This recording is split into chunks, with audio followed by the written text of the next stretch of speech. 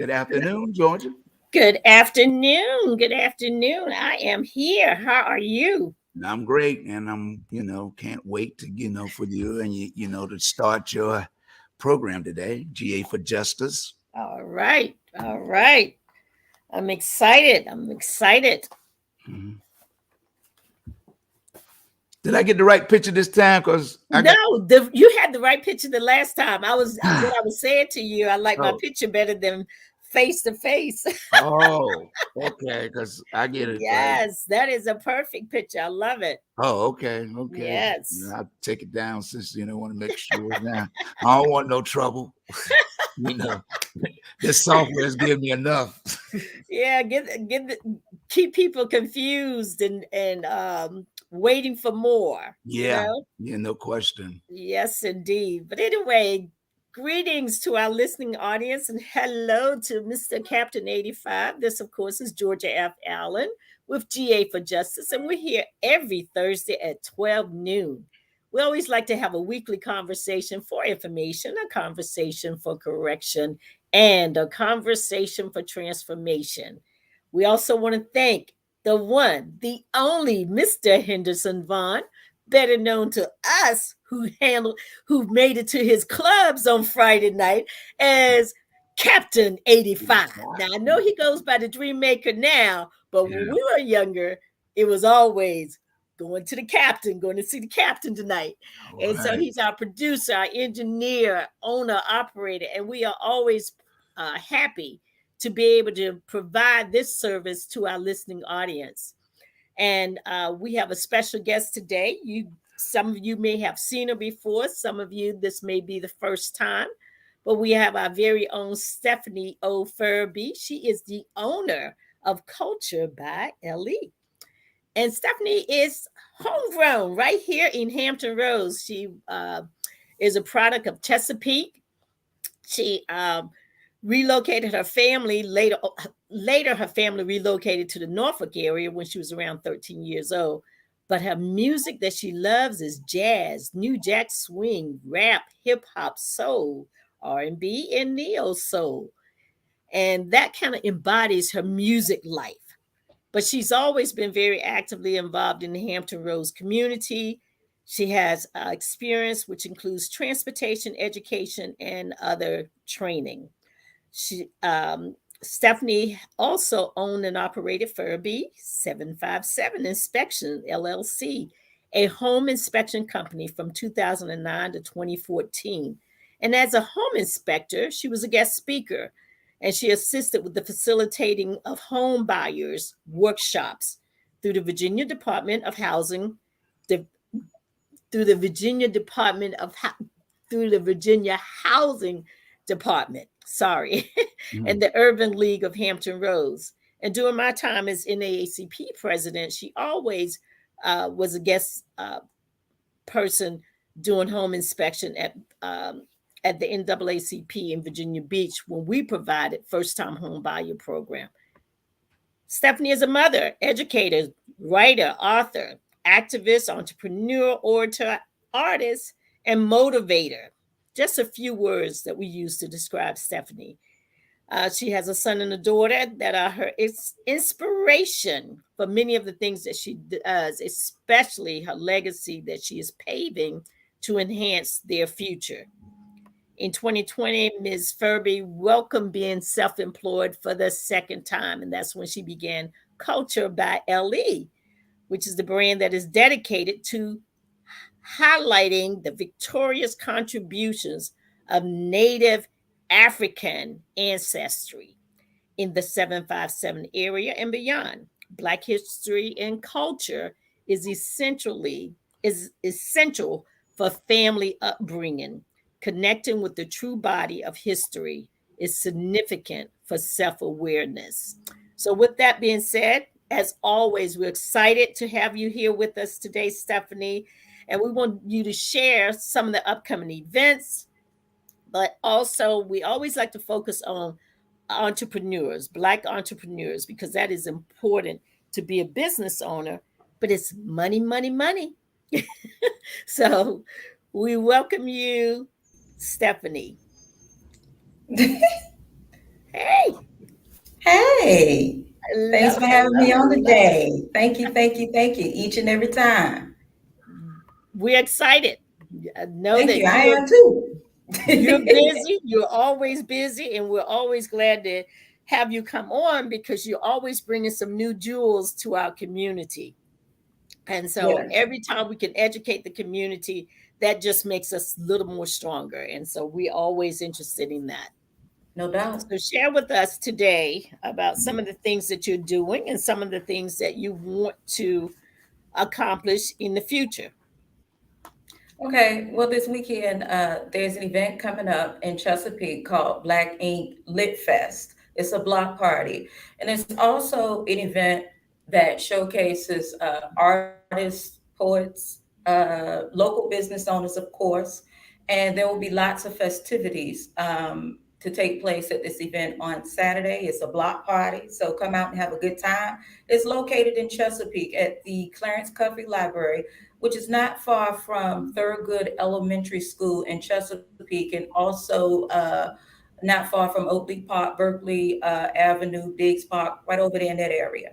So I actually went to Black Ink Lit Fest last year as a guest, and I spoke it into the existence of Culture by LE to be one of the local businesses there for the following event. So I'm excited to be amongst the other vendors and business owners and things of that nature that will be out there this weekend.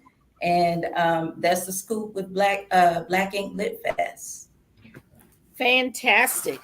Share with us some of the businesses that you found um, to be a participant at the last year's event and some of the people that you expect will be there this year as well.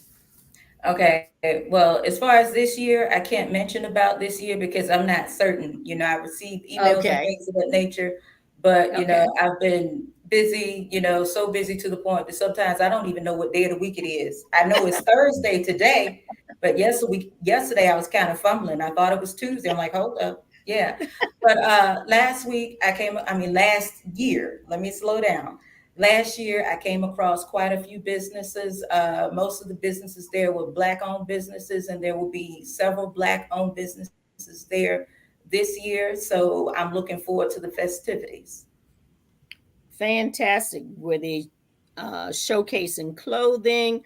Were they showcasing services or more products and the type of products that they were showcasing? There were clothing and products and speakers. What fascinated me last year about the speakers is the content of the topics that they were discussing: copywriting, trademarking, and patenting. Some of the information that was spoken of last year is recorded, so you can visit the Culture by Elite Facebook page, or you can, what is it, hashtag Black Ink Lit Fest to see some Mhm. of the festivities from last year, see some of what was mentioned, see some of what was mentioned about the importance of having your work, your artistry, your books, and all of your work copywritten. The difference between copyright and trademarking and patenting. There were other vendors and things of that nature out there with a variety of products. There were food vendors out there as well last year. There will be food vendors out there this year. There were lots of festivities for the children to enjoy. So this is not just an event for those who have an interest in the arts. This is something for the whole family to come out and be able to enjoy. And it will be taking place this Saturday from 12 to 6 p.m. And Well, also, if you visit the Facebook page for Black Ink Lit Fest, you'll see the activities and things of that nature that that are expected to happen. You'll see the guest artists and the guest authors that will be there, the keynote speaker. And there's also an itinerary event so that if you're not able to come out for the whole time and you're only able to come out for a certain amount of time, you can see what events will be happening at what time. And if you're able to make it, it'll be a good look for you. fantastic. I like the fact that it's a family event because we get a lot of backlash in our community constantly that we don't have strong families, but having an event such as this can showcase the fact that we do have strong families. You do see mothers and fathers coming with their children to participate in various activities.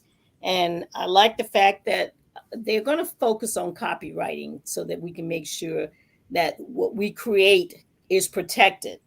Yes, Trademarks, patents, definitely. how important it is that what we create but still belongs to us. Because what's happened over time is that we create something and someone else owns it. And so Hmm. I can't remember if I said this to Henderson. I like the acronym that I made up is called WOO, WOO. We Hmm. own ourselves. Okay. Nobody else owns us. We own ourselves. And so I think that's so critically important that we make sure that we have our materials copyrighted. We have uh, inventions, trademark, and patent so that we can make sure that we own it and not someone else. So that is so Exactly. important. And I really appreciate you making me aware of this because I was not aware. And hopefully, this information will get out. We're encouraging people to go to Black Ink Block Party and Lit Fest.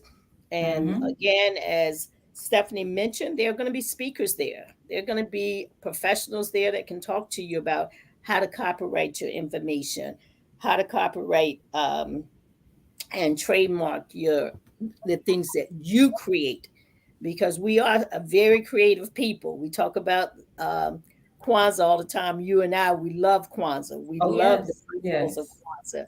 And yes. so creativity is kaumba. And we need our creators and our creative people to be there. So our young people, if you're listening now, or maybe you might want to listen later on because you're in school, please get Yeah. out to Black Ink Block Party and Lit Fest so that you can get more information. And so, kind of share with us some of the other things. I know you've been busy all year, and every time you come and you share with us some of the history of some of the people in Hampton Roads that you're showcasing and promoting. And I Yes. see them popping up on Facebook pages and things of that nature. So, kind of share with the audience some of the people because we don't know what we don't know. And so Right. we need our people to come out and educate us and inform us and to, correct us when we need correcting too. Yes, yes, indeed. Well, a couple of years ago, I found out about a neighborhood in Hampton called Aberdeen Gardens, and this was right around the time that I really got my feet in the soil with Culture by LE. It was by happenstance that I happened to meet the director of the film that I'm going to mention. Shortly Okay. after I visited the Tucker Family Cemetery out in Hampton. But Aberdeen Gardens is a neighborhood that was built in 1934 for Black people, by Black people. And, I was surprised by that. And, there was a documentary that took place at a theater in Hampton last weekend, and I had a Mhm. chance to watch it. And I was amazed with what was discussed. The documentary was with those who were children at the time of the development of Aberdeen Gardens in Hampton.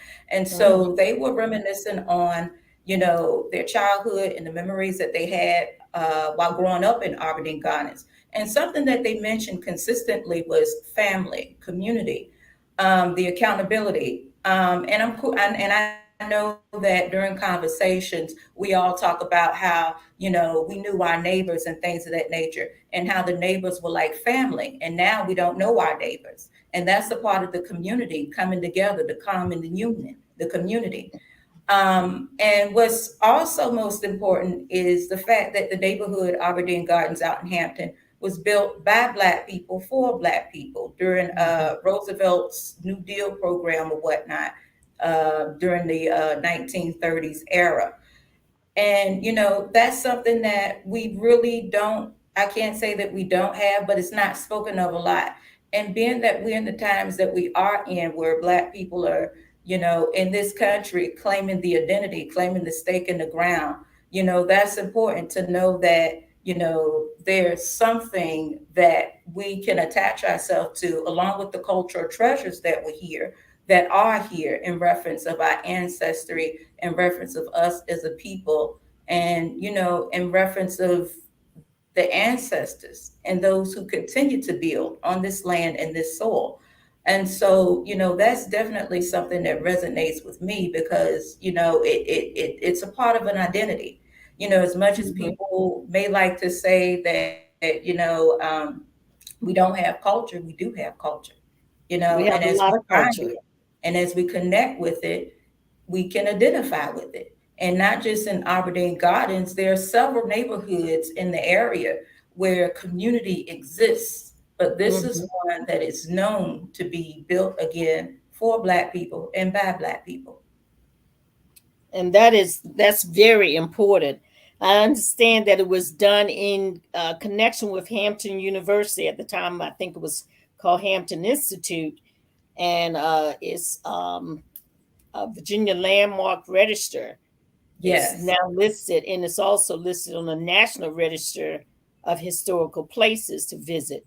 So that too is very important because a lot of times when we don't get our places listed on historical registers, it makes it easier for the city or a private company developer to come in and push down our history. And so Yeah. that I find to be very, very important. I always like to remind people you have to hold on to your history because if you don't, they're gonna mow it over so that they can pretend like you never existed. Look how they're fighting to not teach history in our school system because that's their way of making you basically invisible. That's their way of make to more or less ignore you. If I Hmm. don't teach your history, I can just pretend like it never existed. Right. Right. And erasing the history is next to gentrification, which is happening in a lot of predominantly Black neighborhoods. You know. Absolutely, absolutely. And they said they had 158 brick houses, and they had large garden lots. So these weren't small buildings. These were nice sized homes, and they were Yes. brick. Yes. And so that makes a real difference. And the Negro architect I see was Hilliard R. Robinson.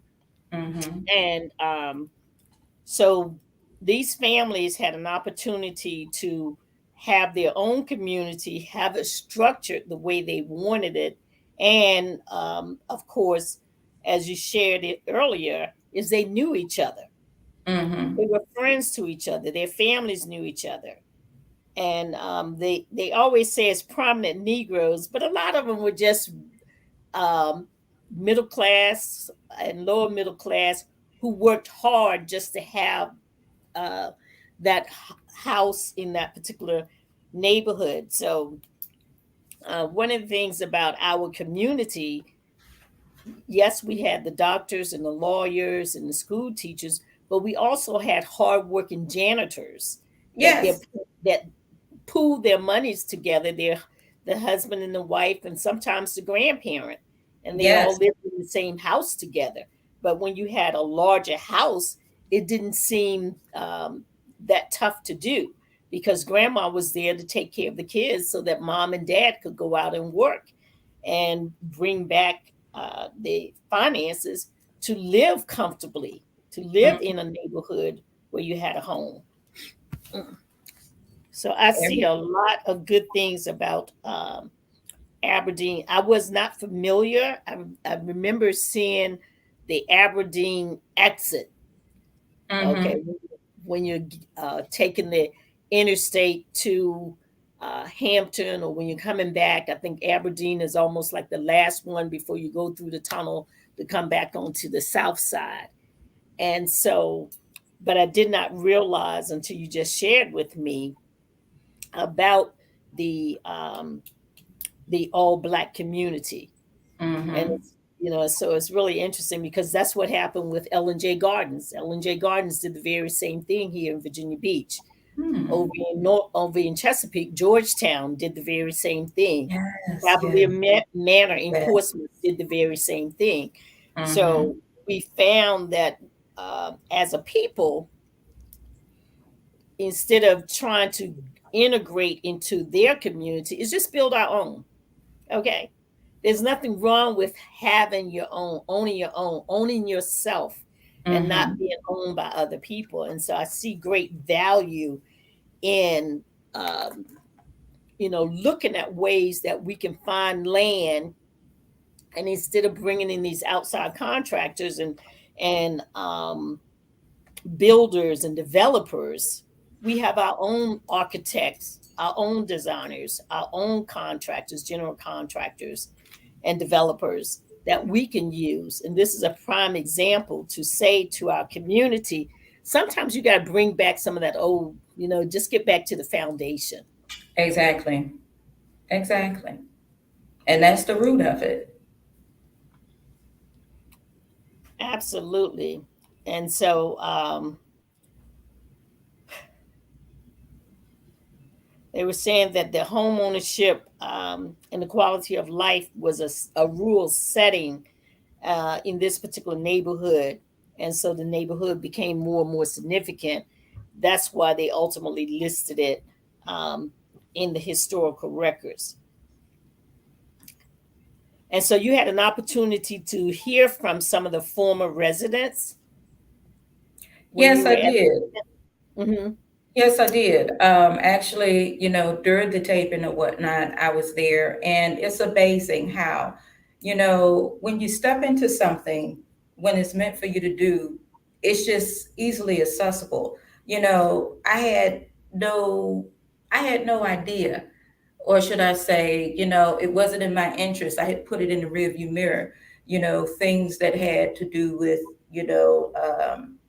recording information and things of that nature because I just got used to, living life as a regular person, working and, paying bills and having fun and raising my family and so having a social life and so on and so forth.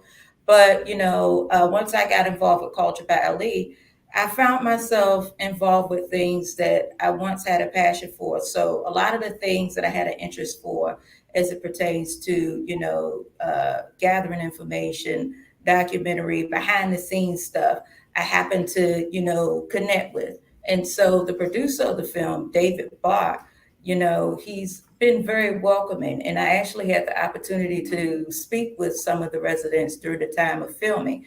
Unfortunately, due to age, some of the people who are in the film, some of the residents of Aberdeen Gardens who were in the documentary, didn't make it to see the documentary on film in the theater. But the things that they referenced, the things that they notated, and the things that they discussed while on film are permanent fixtures now. And so Absolutely. they were able to reference a point in history that can always be traced back, and their word now, because they actually lived that life, can actually build upon what's already there. And so, as we know, especially as it pertains to our history is written out of certain things, but this is the writing that's been placed upon the history that will not be erased. Absolutely. And that is extremely important. It is so critical that we document our history because that's a failure on our part that we have not documented it. Now, you mentioned that the documentary, you I guess saw a preview. Where will the documentary be shown so that other people can see it as well? Well, the documentary was shown last Saturday. It will not be shown again, but you can go on to YouTube to look up information about Aberdeen Gardens, the neighborhood, and so on and so forth. There's actually a slight snippet of a YouTube clip that's about 20 minutes or so talking about Aberdeen Gardens. There's a YouTube video. I can't remember the name of it right now, but if you type in Aberdeen Gardens on YouTube, you'll find a video. Fantastic.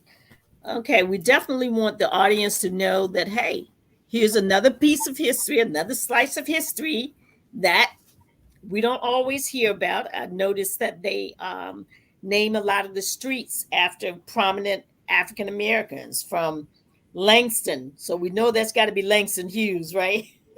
They have streets, and boulevards and all. Russell, Russell Road, Lewis Road, Davis Road, Weaver, and Walker Roads. Walker's probably for not.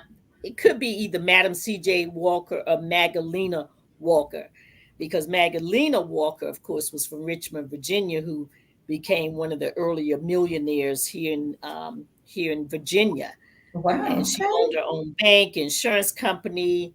Um, I want to say in the early 1900s, she actually had an elevator in her house, Oh. so she was Okay. she was quite wealthy. Yeah, so you have to look up Magdalena Walker, Okay. in Virginia. Yay. Yes, yes, because every time somebody says Maggie Walker, they immediately think of Madam C.J. Walker, but they're two Hmm. different people. There's Madam C.J. Walker and there's Magdalena Walker, and Okay. both Okay. became very prominent, very wealthy women, just in different industries. Magdalena, of course, I mean, Madam CJ, of course, was in the hair industry, while Right. Magdalena was in the banking, insurance, and financial industries. So Hmm. we do have a tremendous amount of history in our state, in our local area, that is not promoted as much as we should, Hmm. because our children won't know unless we tell them. And Right. Right. actually, to be honest with you, periodically we should be riding our children through the Georgetowns, through the Cavalier Manors, through the Ellen J. Gardens, even Exactly. down to Burton Station. Some of the older communities that was black communities because we couldn't live other places Hmm. and all. Ride them through SeaTac from time to time. Just because there was something like 12 or 14 black communities right here in Virginia Beach, from Doletown to Gracetown Hmm. to, um,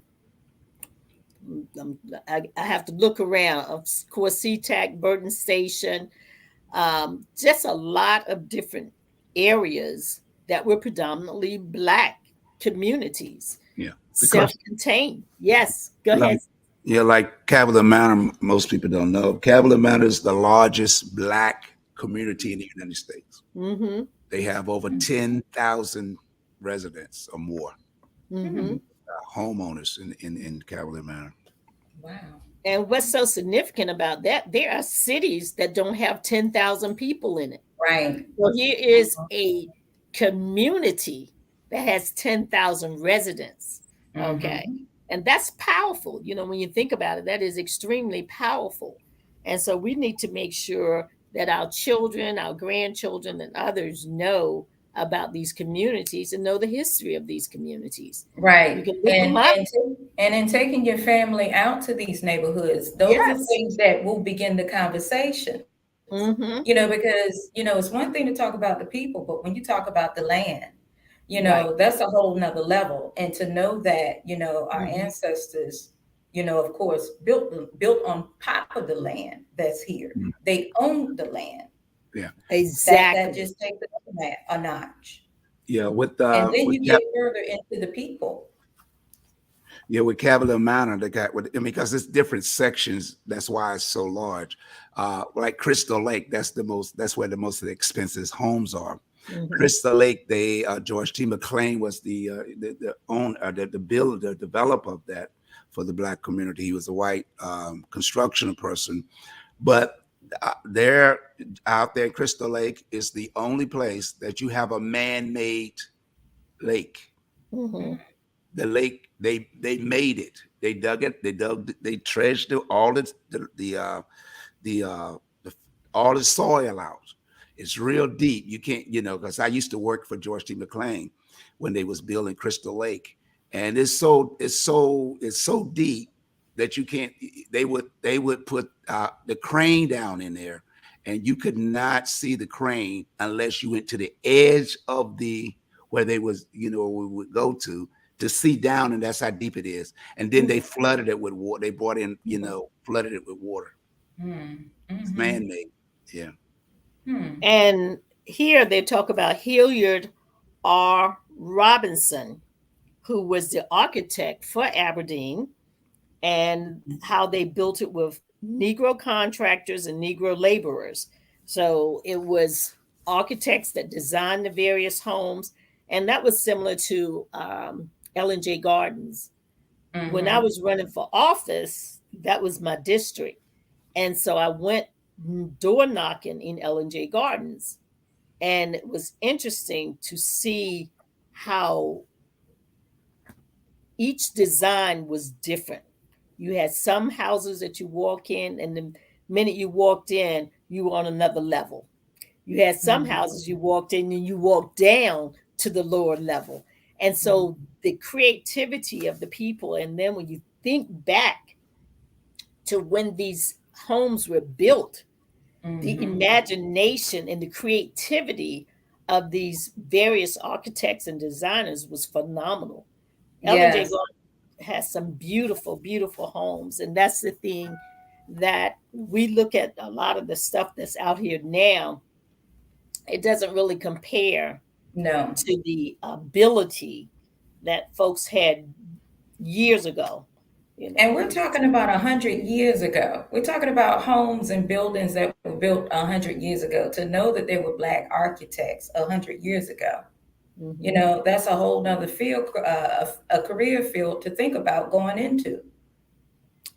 Well, if you think about Washington, D.C., Washington, D.C., what, burned down to the ground, or the person that was supposed to build it died, and the architect that actually designed it remembered, it was a Black guy who remembered everything that had been put on paper and was able to draw it out in his mind and design Washington D.C. the way that it is. Hmm. So the ability of the Black community far outreaches most of what other people have done or will do in the future.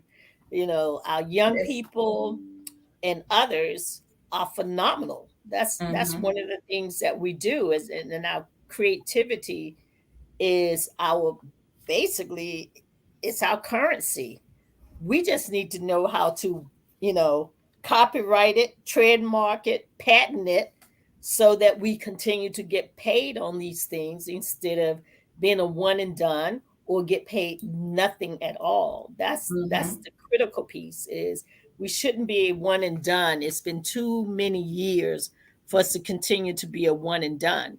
That Hmm. was part of the reason why Prince operated the way he did is because he wanted to own himself and not continue to have, all of these people, just taking money from him uh, because of what he was able to create. And he wasn't getting, the value from his Hmm. own creations. And so this is a thing that we have to understand how critically important it is that all of these resources and things that are available, we need to make sure that we're familiar with what they are, and then make sure that our young people are also aware of them. It's it's an excellent opportunity. This event, Black Ink Block Party and Lit Fest, Saturday, September the 24th, 12 p.m. to 6 p.m. at the Dr. Clarence V. Cuffey Outreach and Innovation Library. Is sitting next to, I want to say almost next to the Thurgood Marshall Elementary Schools, Hmm. okay, over here in Hmm. Chesapeake, Virginia. So definitely want to take advantage of these opportunities. They're here, they are available to you. Many of them are of no cost. You just buy stuff after you get there, but in terms of going through a gate and paying a cost just to go in, a lot of these opportunities that we have are there for us without us having to pay something first. So we definitely need to take advantage Did you have something you wanted to share, Henderson? I see you got that look on your face. Oh, I was looking. Oh well, well, the person that designed I mean Washington D.C. His name was Benjamin Banneker.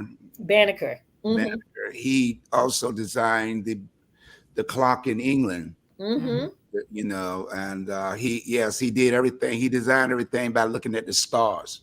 Mm-hmm. Every Mm-hmm. every city, every street in Washington is designed by the formation of the stars, Mm-hmm. and that's why they go in a circle Right. and all that. Yeah, And then spread out. yeah. And that just tells you the intelligence and the creativity and the mental capacity that many of our people have had and continue to grow. Mm-hmm. So we should be very, very proud of who we are and not allow other people to diminish who we are, where we came from, and um, all the different things that we bring to the table as a community, as a Black nation. I'm just ecstatic about Aberdeen because I've seen that exit. I don't know how many times going back and forth to Washington D.C. and never occurred to me to stop by and look.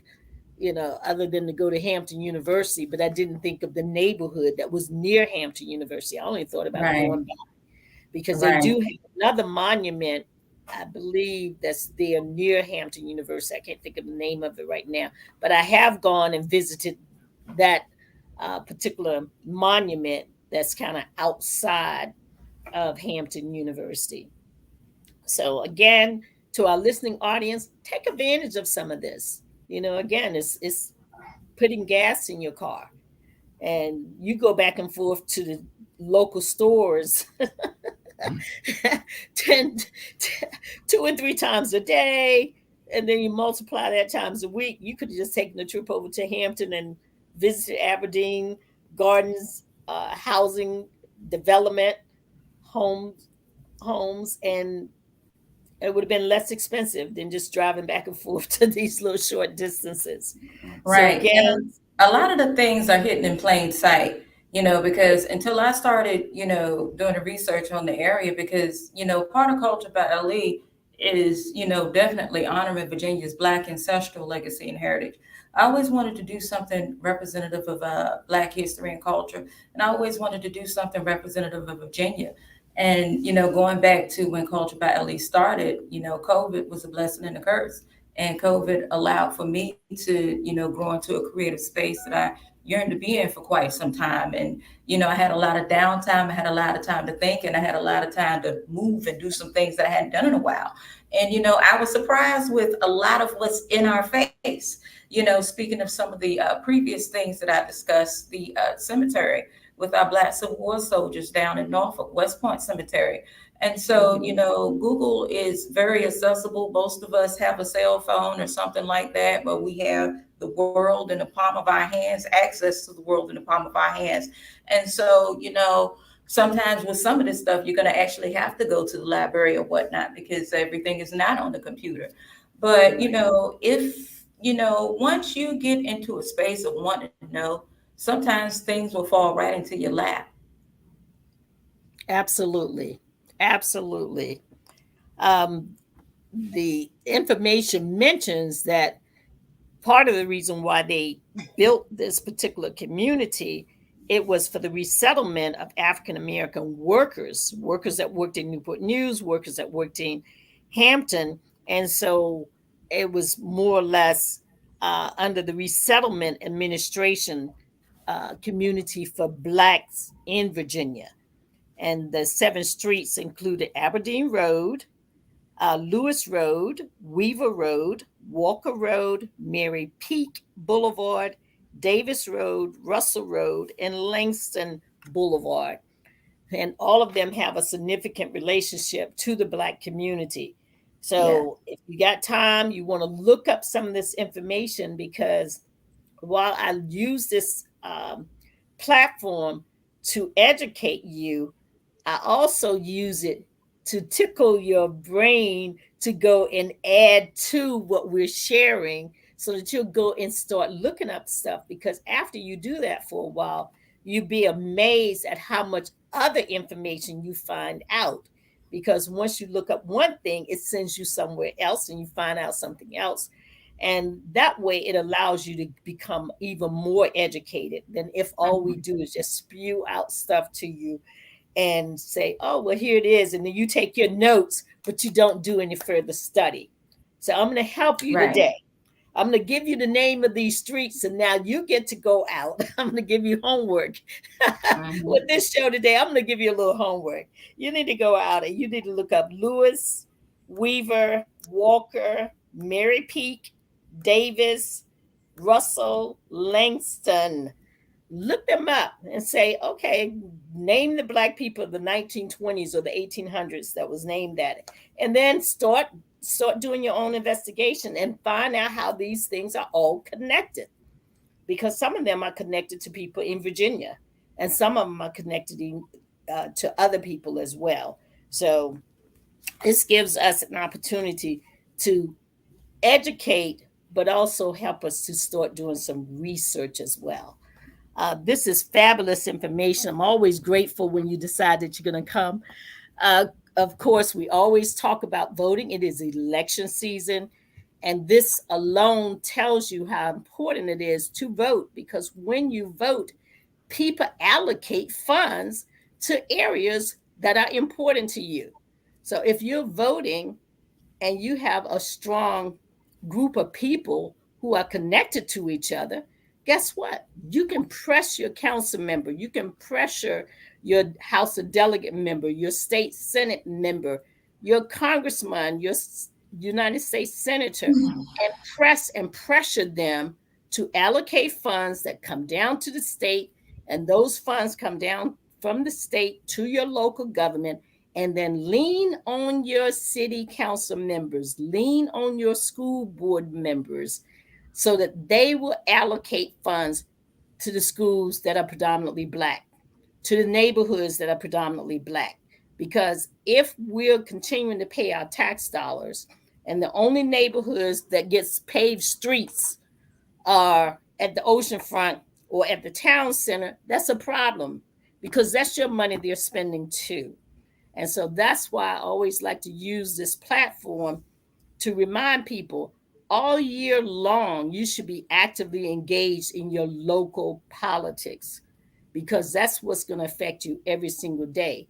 But you also need to be engaged with your national politics, because they send money down to your state and the state sends it to your local government. And if you're not asking for the money from national, you're not going to get it down on the local level.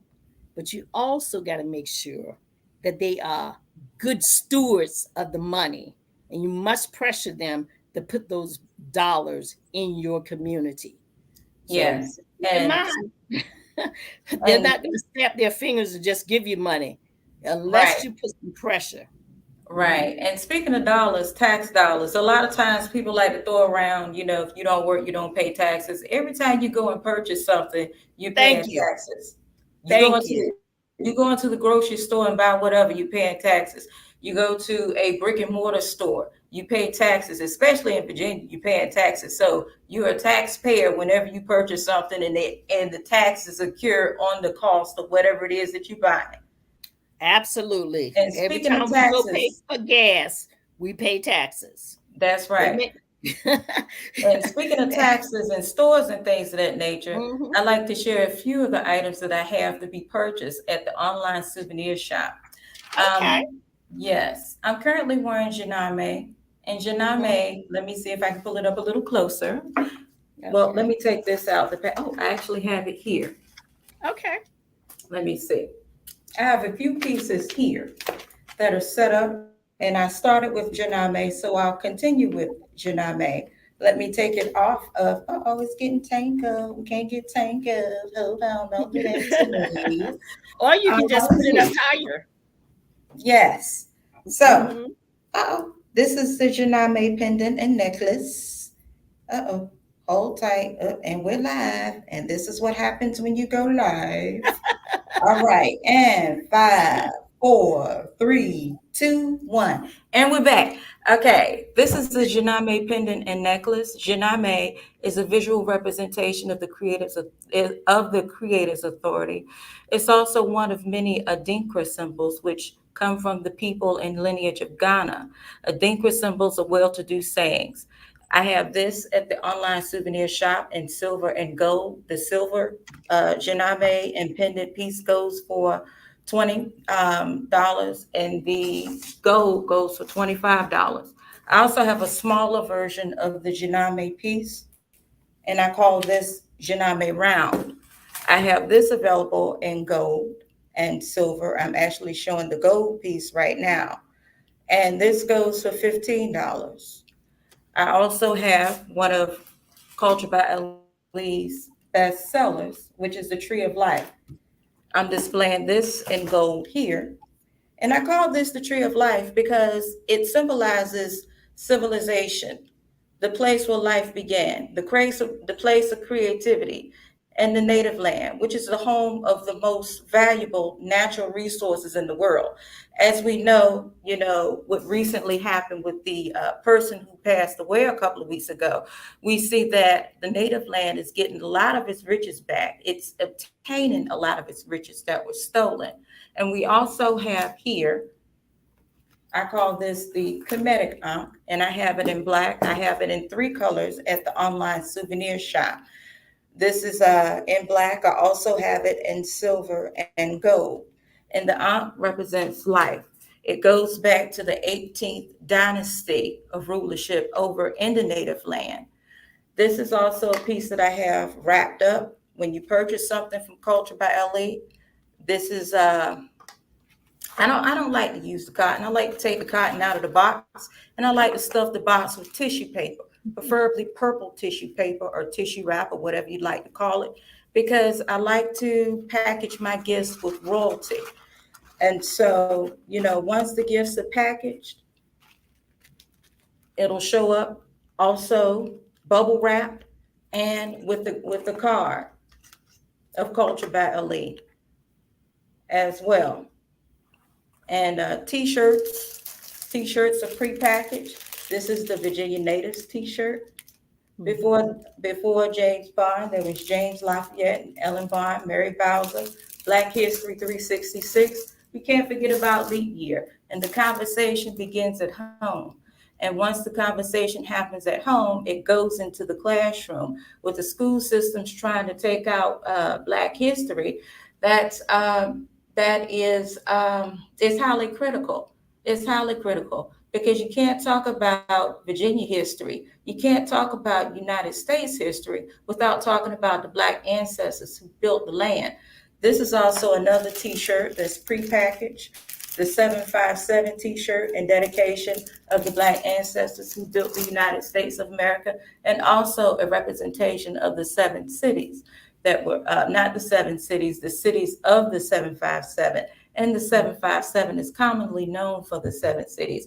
We were talking about Hampton today, and we talked about a few other cities. And it's important to be able to identify with something. And that's what we do through Culture by LE. The purpose of Culture by LE is to educate, inspire, and empower. And when you know yourself, when you know your history, you grow to be empowered. And that's all that I got to share today. All right. Thank you so much. I was Thank going to you. give you a chance to do your final closing remark, but you Oh, kind of did yes. that when you shared your different jewelry, and I'm wearing some of your jewelry today Oh, you rocking them as Queen well. Nefertiti earrings? That's what's up. That's Yes. what's up. Hey. And the earrings you have on, I have those as well. I was Naturally dope. very, That's very what we are. pleased. I was very pleased with what I've purchased from you because I have purchased things in the past and it has itched my ears, and I've had a reaction to some of the jewelry that's been out there. So I can say, as a customer of Culture by LE, I've been very pleased with what I have purchased from you so far. Now, don't you have a calendar that's getting ready to come out for 2023? Yes, indeed. Yes. Yes, Tell us I about. do. Yes. I'm actually working on the 2023 calendar as we speak, tweaking it up to get it right. so that it will be ready to be purchased, before 2023. And I'm also working on something else, but I'm gonna keep that into myself until Okay. it's further into fruition. But once you get into a creative space, there are a multitude of ideas that come to mind. And for me, it's like, oh my God, what am I gonna do first? I want to work on this, I want to work on that. So I have to Right. pace myself with what I'm doing because there's a lot that will be presented at some point in time, but the focus is what's got to be done now. And as Absolutely. Culture by LE continues to grow, there will be more things that will be available to be purchased. And it's not just about the purchasing; it's about the information. It's about Absolutely. connections. It's about overall evolution. Mhm. That is so true. So, again, we are so glad to have Miss Stephanie O. Ferebee with Culture by LE. And we love the items that she sells. If you have not purchased anything from her, I can assure you that when you buy from her, she ships it out right away. You have it within 2 to 3 days at the most. And I was very pleased. I notified her as soon as I received my items so that she would know how quickly the turnaround time was. Because a lot of times we order something and we know the people and we don't bother to say, hey, I got it. I'm pleased with it. We don't say anything. And so they're sitting there wondering, okay, did everything go okay? Or they have to call you up. And I say that to say this: it is important that we support each other. It's important that our business owners support each other as well, because that only makes us stronger. We need to make sure that the black dollar is turning around in our community minimum of 3 times. Right now, it's only turning around 1 time. The reason why I say three, I use that as Father, Son, and the Holy Spirit. After it turns around for 3 times, guess what? It's going to begin to increase to 5 and 7 and 9. But I'm encouraging people, see if you can't spend 3 times in the black community. And then wherever you're spending, ask them. I mean, you don't have to go in there and say, well, are you spending any money with the black community? Ask them, pull them to the side, pull the owner to the side and say, hey, what are some of the businesses that you're spending with? Because maybe I would like to spend with them too.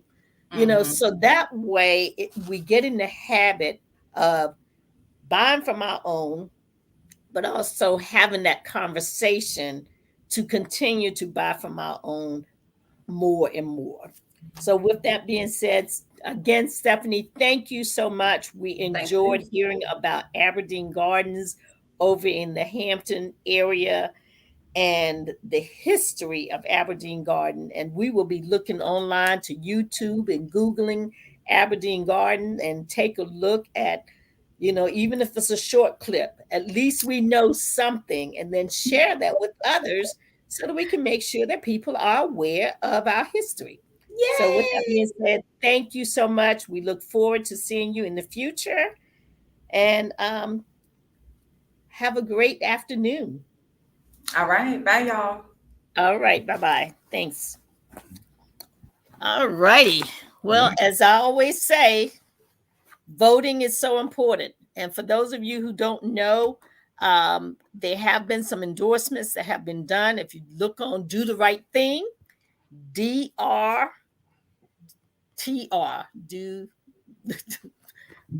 no, DTR, Do the Right Thing, DTRT. Okay, look online for DTRT. I want to say .org. They have interviewed candidates and have made their endorsements. We are in the process as APAC interviewing candidates, and I suspect that the endorsements will come out before October 1st. Tomorrow is the beginning of what they call early voting.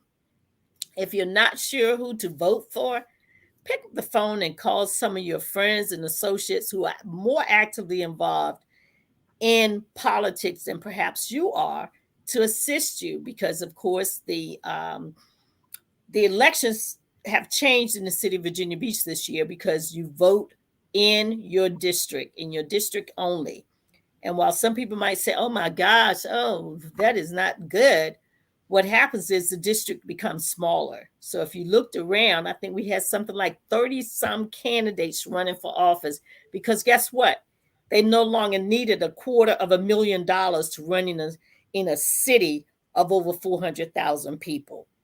They are now running in districts with the average around 48,000, but 36,000 of voting age.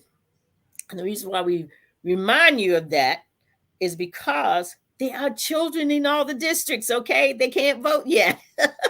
So that's why there's that difference between the 48,000 and the 36,000 because they have to be voting age population. And then also keep in mind, even if they're voting age population, they don't always have their rights to vote. So that means, guess what? You get to vote on their behalf. All right. So we need everyone to get out and vote. We need you to educate yourself with regards to the candidates because we do have a numerous amount of candidates running for office this year for city council and school board. And we have U.S. Congress is up every 2 years. So the congressional candidates are up as well. Do your homework. Get information regarding the candidates so that you can find out are they voting on issues in your best interest. And fortunately for us this year, we have two candidates that have served in government. One has served on the congressional level and one has served on the state level. Pull their voting records. Are they voting on things in your best interest? Are they voting against women's rights or are they voting for women's rights? And for persons who may not understand how important and how significant that is, I don't think there's any man want somebody to make a law to tell them whether they can use Viagra or not, okay? And they definitely don't want it all over television saying, nope, we are not, we're going to vote against using Viagra. So if the men can have the tools that they need, surely women can have the things that they need. And besides that, the government has no business in your bedroom. You cannot say you are a candidate for small government and place government officials in a person's bedroom. That's a little bit too far. So with that being said, I'm Georgia F. Allen, GA for Justice. Every week, every Thursday at 12 noon, we try to bring you a packed information.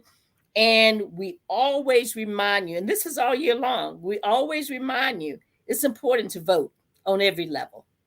With that being said, have a great afternoon. All right. You've been listening and watching GA for Justice with your host, former president of the NAACP in Virginia Beach, Miss Georgia Allen. Until next Thursday, don't forget to tune in from 12 to 1 on Facebook, Instagram. Links is several, pages are rotated every week. Link, YouTube, Twitter, Instagram. So we all over the place. Until the next time we meet, this is WVDM Radio Network. Bye-bye. Bye-bye.